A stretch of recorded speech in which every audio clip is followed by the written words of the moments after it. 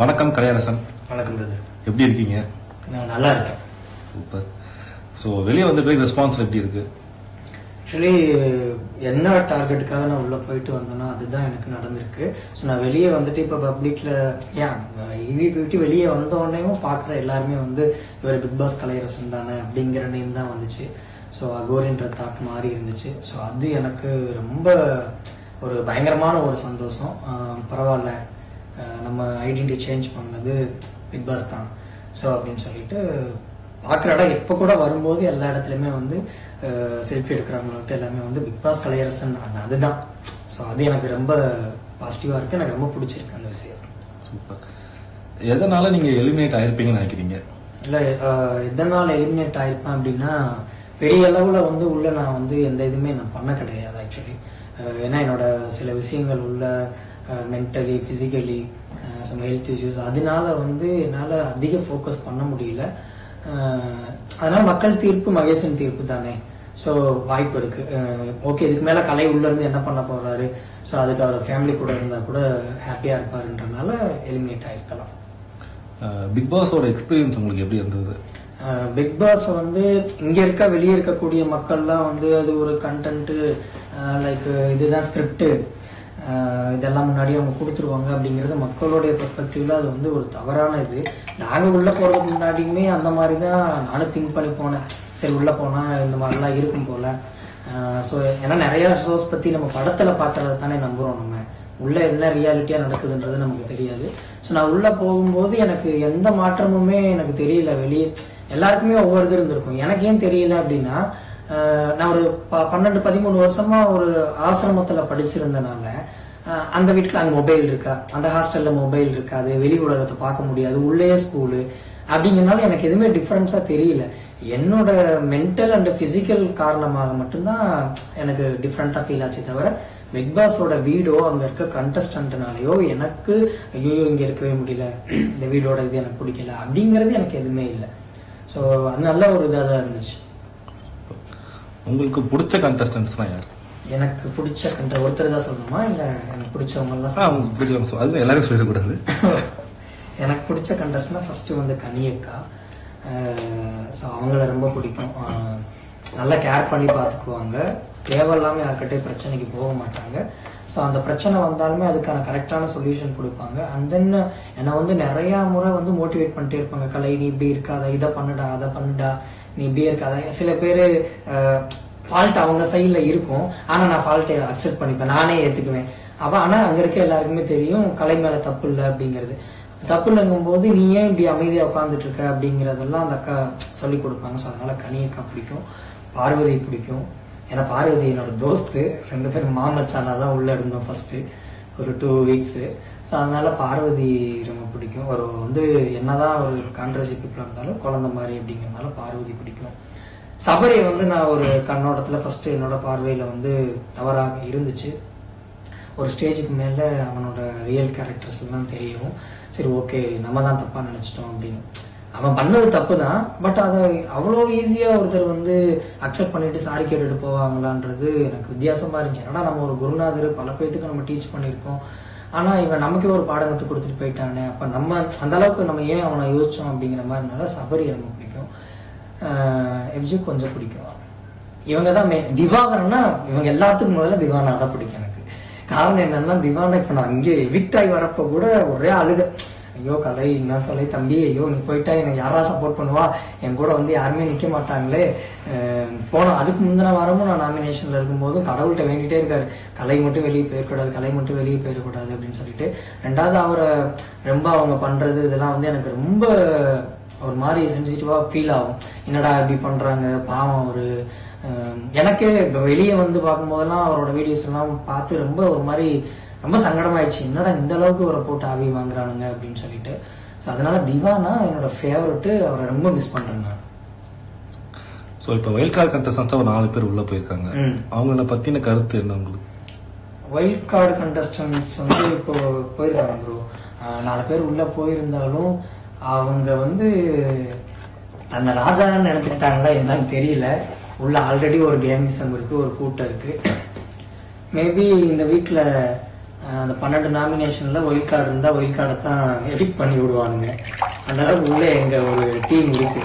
So அதனால வந்து wild கார்டை பத்தி எனக்கு பெரிய அளவுலாம் எந்த ஒரு இதுவும் கிடையாது. திவ்யா மேல ஒரு சின்ன இது இருக்கு. அது அடுத்த ஏதாவது கொஸ்டின்ஸ் வந்தா அவங்க பத்தி நான் சொல்றேன். மற்றபடி ஒயில்ட் கார்டு ஆல்சோ வேஸ்ட். உள்ள யாரு ரொம்ப ஃபேக்கா இருக்காங்க? உள்ள ரொம்ப ஃபேக்கா இருக்காங்கன்னா நான் வெளியே வந்ததுக்கு அப்புறம் பார்த்ததுக்கு சொல்றேன். வியானா,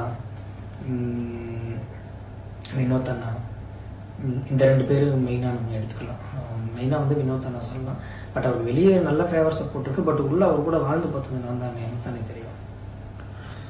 ஸோ பிக் பாஸ் வீட்டில் நீங்கள் கற்றுக்கிட்ட ஒரு விஷயம்னா என்ன விஷயம்? ஆக்சுவலி நான் ஃபர்ஸ்ட் டே செகண்ட் டே இந்த மாதிரி என்னோட ஸ்டோரி டெல்லிங்லேயே ஆகட்டும் எல்லாத்துலேயுமே நான் சொன்னது வந்து பிக் பாஸ் வீட்டில் நான் உள்ள வந்தது என்னோட நேமை சேஞ்ச் பண்ணுறதுக்காகவும் என்கிட்ட இருக்கு நான் யாருன்னு தெரிஞ்சு என்கிட்ட இருக்க சில நெகட்டிவிட்டி இருக்கு அப்படின்னா அதெல்லாம் நான் ரிமூவ் பண்றதுக்காண்டி உங்ககிட்ட இருக்க ஒவ்வொருத்தர்கிட்ட இருந்தும் ஒவ்வொரு விஷயத்த கத்துக்கணுன்றதுக்காக தான் நான் போனேன் நான்.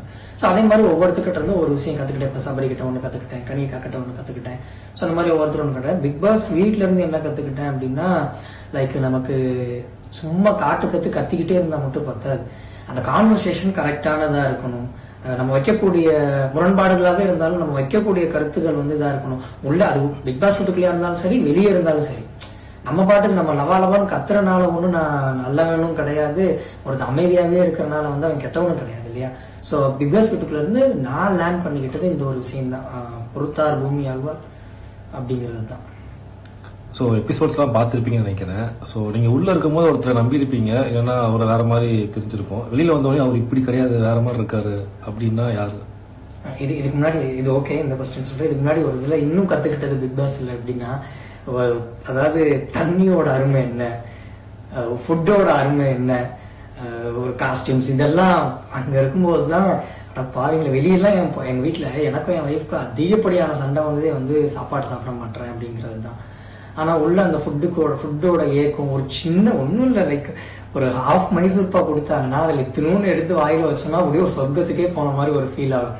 ஸோ அப்போ வெளியே நம்ம எவ்வளோ உணவை வந்து நம்ம வேஸ்ட் பண்ணியிருக்கோம், தென் வந்து அதை ஒரு மதிக்காம அதை ஒரு பெரிய பொருட்டா எடுக்காம தண்ணியே ஆகட்டும் எல்லா இடத்துலையுமே வீண் பண்ணியிருக்கோம். ஆனால் உள்ள போகும்போது பாத்ரூம்க்கு ரெஸ்ட் ரூம்க்கு ஆகட்டும் குளிக்க கொடுத்து விடுவானுங்க. அதுலேயும் நான் மிச்சம் வச்சு கொண்டு வந்து இன்னொரு ஆளுக்கு ஊற்றி விடுவேன் அந்த தண்ணியவே. ஸோ அதனால நீரோட அருமை ஃபுட்டோட அருமையே கிடைச்சிச்சு. அடுத்த கொஸ்டின் இப்போ கேட்டீங்களா, அது ஒரு தடவை கேளுங்க. அதான் இப்போ நீங்க வந்து எபிசோட்ஸ்லாம் பார்த்திருப்பீங்க. ஸோ நீங்க வீட்டுக்குள்ள இருக்கும்போது ஒருத்தரோட பெர்ஸ்பெக்டிவ் வேற மாதிரி இருக்கும்.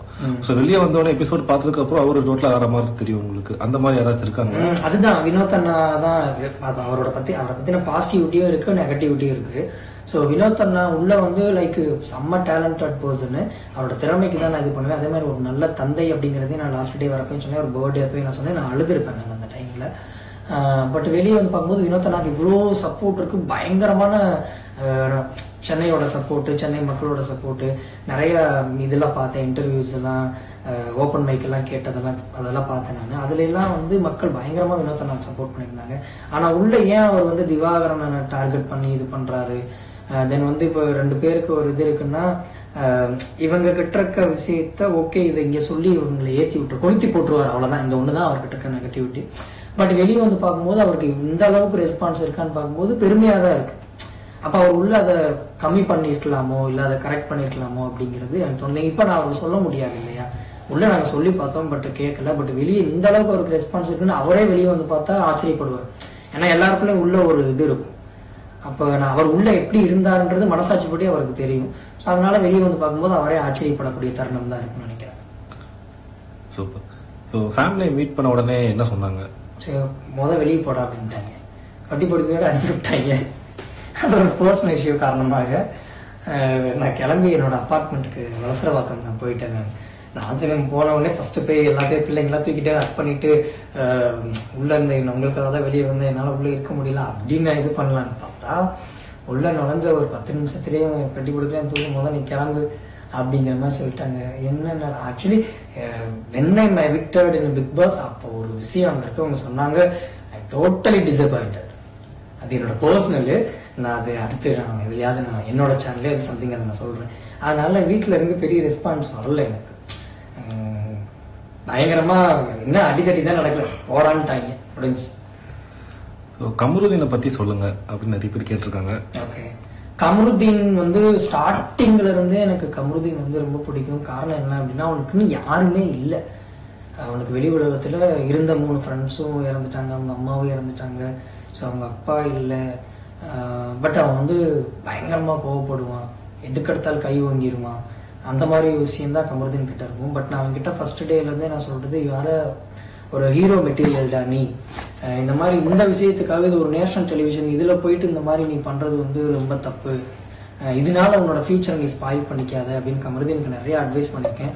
ஆனா இப்ப நான் எவிக்ட் ஆனதுக்கு காரணமே கமருதீன் தான். அவனும் ஒரு ஓட்டு குத்தி இருக்கிறான், வெளியே வந்து பார்த்தாதான் தெரியுது. ஆனா அவன் மேல எனக்கு ஒரு நல்ல ஒரு ரெஸ்பெக்ட் இருக்கு. அவன் நல்ல ஹீரோ மெட்டீரியல். அவன் நல்லா உள்ள இருந்துட்டு வந்தான்னா அவனுக்கு லைஃப் சேஞ்ச் ஆகும். அவன் தான் தெரிஞ்சுக்கணும், புரிஞ்சுக்கணும். யார் ரொம்ப ஸ்ட்ராங் கண்டஸ்டன்ட் நீங்க நினைக்கிறீங்க? ஸ்ட்ராங் கண்டஸ்டன்ட் சுபிக்ஷா, அவங்க தான் ஸ்ட்ராங் கண்டஸ்டன்ட். எதனால? என்னோட பெர்ஸ்பெக்டிவ்ல ஏன் அப்படின்னா, அந்த பொண்ணு எல்லா விஷயத்தையும் கத்துக்க வரும். அப்ப என்கிட்ட வந்து அண்ணா சும்மா இருக்கும்போது அண்ணா நான் பறை சொல்லித்தாங்கண்ணா, நான் கரம் சொல்லித்தாங்கண்ணா அப்படின்னுவா. தென் அவள் வந்து சூப்பர் டீலக்ஸ் அப்படிங்கறதுனால அவளுக்கு ஒரு பவர் இருக்கும். அந்த பவர் என்ன பண்ணுவா அப்படின்னா, எல்லாரும் வேலை கொடுத்து ஒரு மாதிரி கலாய்ப்பாங்க, மற்றவங்கள மார்க் பண்ணுவாங்க. பட் இவன் என்ன பண்ணுவான்னா, அந்த அவங்களுக்கு கொடுக்கற அந்த அவ யூஸ் பண்ற அந்த பவரை வச்சு யூஸ் பண்ணக்கூடிய அந்த டாஸ்கே வந்து பாத்தீங்கன்னா வேற விஷயம், தேவையற்ற விஷயங்கள் இல்லாம ஒரு விஷயத்த இப்ப எஃப்ஜேவா பிரவீன் ராஜா பீட் பாக்ஸ் சொல்லித்தாங்கண்ணா, கலையனாவா அண்ணா நீங்க ஒரு அரை மணி நேரம் நீங்க கரகாட்டம் ஆடிட்டே இருக்கணும். ஏன் அப்படின்னா நான் ஆடும்போது அதை பார்த்து அவ கத்துக்கிறான். ஸோ அதனால அது 2 டாஸ்க்ல எனக்கு அவன் வந்து அந்த காயின்ஸ் விஷயத்துல ஒரு பண்ணா பாருங்க. அப்போ அம்மா என்னம்மா இப்படி பண்ணிட்டாங்க அப்படின்னு, இதே நாடி கதை இது அப்படிங்கிற மாதிரிதான் அந்த பொண்ணை பார்த்தேன். சின்ன பொண்ணு தான், இவ்வளவு புத்திசாலித்தனமா அவளோட கேம் ஸ்ட்ராட்டஜி ஒரு வீகம் அமைச்சு விளையாண்டுருக்கான்றது ரொம்ப பெரிய விஷயமா இருந்துச்சு. அது ரொம்ப கஷ்டப்பட்டு வந்த பொண்ணு வேற, அந்த அளவுக்கு ஸ்ட்ராங்கா உள்ள பிளே பண்ணிட்டு இருக்கா, தன்னோட திறமை காட்டிட்டு இருக்கா. உங்களுக்கு பிடிச்ச டாஸ்க்னா என்ன டாஸ்க்? ஆரம்பத்துல இருந்தே டாஸ்க்.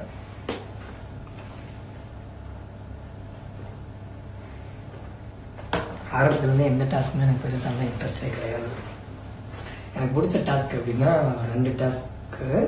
ஆமா, ஒண்ணு வந்து எல்லாருக்கும் யூனிஃபார்ம் கொடுத்து எங்களோட அடையாளங்கள் பறிக்கிறேன்னு சொல்லிட்டு எல்லாத்தையும் பிடிங்கிட்டு விட்டாங்க இல்லையா, ஓடுங்கடா உள்ள கிடங்கடா அப்படின்னு சொல்லிட்டு. டீலக்ஸும் கிடையாது, பிக் பாஸும் கிடையாது. அந்த நேரம் பார்த்தா அப்பதான் நான் டீலக்ஸ்குள்ள என்ட்ரியா ஆயிருந்தேன். சரி ஒரு வாரமாவது எனக்கு தெரிஞ்சிச்சு நம்ம இந்த வீக் 4th வீக் நம்ம எவிக்ட் ஆயிடுவோம் எப்படி அப்படின்னு. ஸோ அதனால ஒரு வாரம் நம்ம சொகுசு வாழ்க்கையை வாழ்ந்துட்டு வரலாம் அண்ட் டீலக்ஸ் வீட்டுக்கு போயிட்டேன் நான். அந்த டைம்ல எல்லாத்தையும் போன அன்னைக்கே எல்லாத்தையும் பிடிங்கிட்டு விட்டாங்க. அந்த ஒரு டாஸ்க்ல ஒவ்வொருத்தவங்களும் மேக்கப் இல்லாம, லிப் பாம் இல்லாம, காஸ்டியூம்ஸ் இல்லாம அவங்க பட்ட பாடெல்லாம் பார்க்கும்போது அது பயங்கரமான ஒரு என்டர்டைன்மெண்டா எனக்கு இருந்துச்சு. ஸோ அது ஒண்ணு. 2வது ஃபுட் டாஸ்க். அதுல நான் தான் ஜெயிச்சேன். அத்தானா செத்தானா அப்படிங்கறதுல எல்லாம் செத்தான்னாங்க. உண்மையாலுமே அன்னைக்கு இருந்த நிலைமைக்கு அன்னைக்கு அது செத்தான்னு கேட்க இருந்தாலுமே நான் அதை ரசிச்சு நான் எப்படியாவது சாப்பிட்டுருப்பேன். நான் ஏன்னா எதுவுமே கிடைக்காத பட்சத்துல உப்பா இருந்தாலும் பரவாயில்ல எடுத்து தின்றாக்கலை அப்படின்றதுலதான் நான் வந்து கேக்க சூஸ் பண்ணி சாப்பிட்டேன். ஸோ அதுல வந்து ஆப்போசிட் டீம் வந்து தோத்துட்டாங்க, நான் ஜெயிச்சிட்டேன். ஸோ இன்னொரு டாஸ்க் அப்படின்னா வித்த காட்டுறது. லைக் அந்த ஸ்பூன்ல வந்து டீ கப்ஸ் எல்லாம் எடுத்துட்டு போய் கொடுக்கறதுல அதுலயும் நான் வின் பண்ணிட்டேன் நான். ஏன் அதுல சந்தோஷம்னா, எனக்கு அப்படியே என்னோட கரகாட்ட வித்தையெல்லாம் அங்க புகுத்தனோட டயர் மேல, ஏன்னா நான் ஆடுறது எல்லாமே பாட்டில் மேல நிக்கிறது, அருவாம நிக்கிறது, இந்த மாதிரி தான் நான் கரகம் பண்ணுவேன்.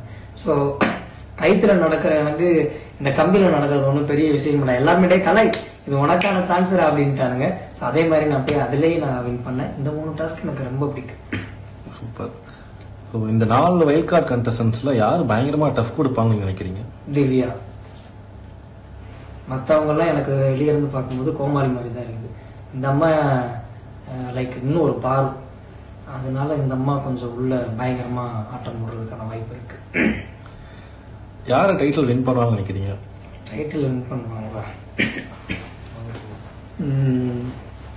வினோத்தனாக்கு வாய்ப்பு இருக்கு, ஒன்னும் சுபிக்ஷாக்கு வாய்ப்பு இருக்கு. ஸோ அந்த வீக் நீங்க ஹெல்மெட் ஆகலன்னா வேற யார் ஆயிருப்பாங்க நினைக்கிறீங்க? அரோரா. எதனால அரோரா? இதனாலன்னா நானாவது எப்பயாவது ஏதாவது அப்பப்போ இருக்கேன்டா அப்படின்னு இப்படி முகத்தை எட்டி பார்த்துட்டு போவேன். அரோரா எதுக்கு உள்ள இருக்கான்னு தெரியல. ஸோ அதனால வந்து அரோரா வந்து எவிக்ட் ஆயிருக்கலாம் அப்படிங்கிறது என்னோட தாட். ஸோ நீங்க ஒரு லட்சியத்தோட உள்ள போனீங்க, அது ஃபுல்ஃபில் ஆச்சா? 2 minutes தண்ணி குடிச்சுக்கோங்க. தண்ணி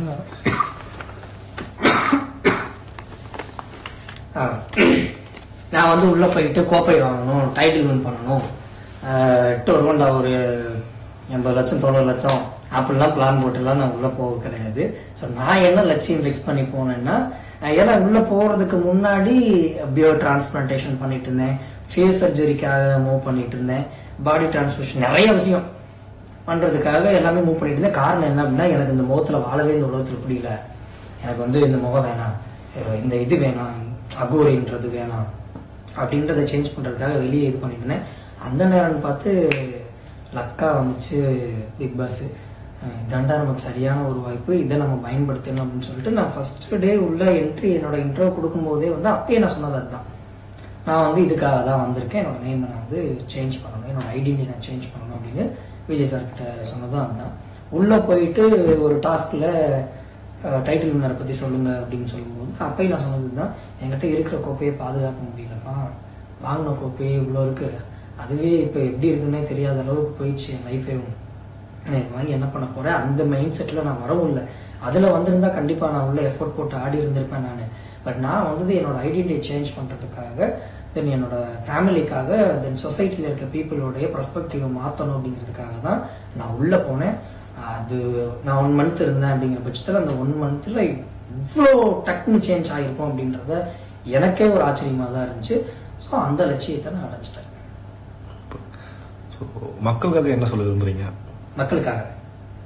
மக்களுக்காக என்ன சொல்ல விரும்புறேன் அப்படின்னா, பிக் பாஸை பத்தின உங்களுக்கு ஒரு தவறான ஒரு கண்ணோட்டம் இருக்கு இல்லையா? நீங்க வந்து இந்த மாதிரிதான் இருக்குமோ உள்ளதெல்லாம், அதெல்லாம் எங்களுக்கு என்னப்பா அந்த ஷூட்டிங் டைம்ல மட்டும்தான் வந்து நடிக்கணும், மற்ற நேரம்லாம் அவங்க நடிக்க மாட்டாங்க, அவங்க பாட்டுக்கு போய் தூங்கிடுவாங்க, அவங்களுக்கு ஒரு ரூம் இருக்கும். அவங்க உள்ள போறதுக்கு முன்னாடி நிறைய கேள்விப்பட்டேன். வெளியே அதே மாதிரி பிக் பாஸ்ல டைட்டில் வின்னர் ஆகிறவன் எல்லாம் மென்டல் ஆகிடுறான், இதெல்லாம் மக்களுடைய தவறான ஒரு கருத்து. ஸோ அந்த மாதிரிலாம் நீங்க தயவு செஞ்சு நினைக்க வேணாம். பிக் பாஸ் அப்படிங்கிறது ஒரு மிகப்பெரிய ஒரு வாய்ப்பு. தென் அதுக்குள்ள போய் யார் அப்படிங்கிறது, நான் அப்படிங்கிறத அவங்க கண்டிப்பா நான் இதுதான் அப்படிங்கிறத உணர்வாங்க.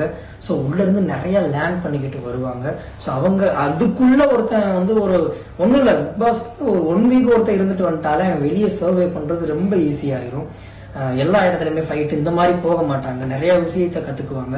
ஸோ அதனால மக்கள் வந்து பிக் பாஸை பத்தின ஒரு தவறான கண்ணோட்டத்தை சேஞ்ச் பண்ணிக்கோங்க. அது ஒரு நல்ல வாய்ப்பு, நீங்களும் முயற்சி பண்ணுங்க. தென் உங்களுடைய ஓட்ஸ் எல்லாம் ப்ராப்பரா கொடுங்க. அவங்களுக்கு பிடிக்கும் அப்படிங்கிறதுக்காக கொடுக்காதீங்க. அவங்களை வந்து எனக்கு பிடிக்கும் அப்படிங்கிறதுக்காண்டி அவங்க அந்த டைம்ல என்ன பண்ணிட்டு இருக்காங்க, எப்படி போயிட்டு இருக்கு, அவங்க கரெக்டா பண்றாங்களா இல்லையான்றதை நீங்க கொடுங்க அப்படிங்கறத மக்கள்கிட்ட வேண்டி கேட்டுக்கிறேன். நன்றி. தேங்க்யூ.